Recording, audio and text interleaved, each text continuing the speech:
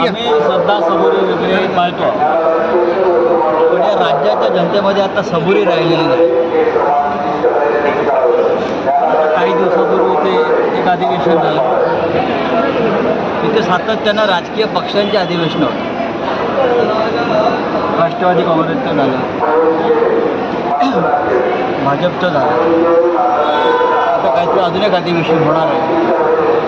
म्हणजे सुट्टीच्या दिवशी रविवारी शनिवारी 25,000 लोक इथे गोळा होतात आणि त्याचा सगळा भार जो आहे हा या इकडल्या मंदिरावर आणि इकडल्या भक्तांवर पडतो. हे कुठेतरी थांबायला अनेक भक्तांनी माझ्याकडे तक्रारी केल्या, शिवसेना भवनात येऊन गेल्या. 25,000 लोक तुम्ही जमा होता शिर्डीमध्ये आणि देशभरातून येणाऱ्या भक्तांवर आक्रमण करताय, गोंधळ घालताय आणि हे 25,000 परत इकडे येतात राजकीय लोक.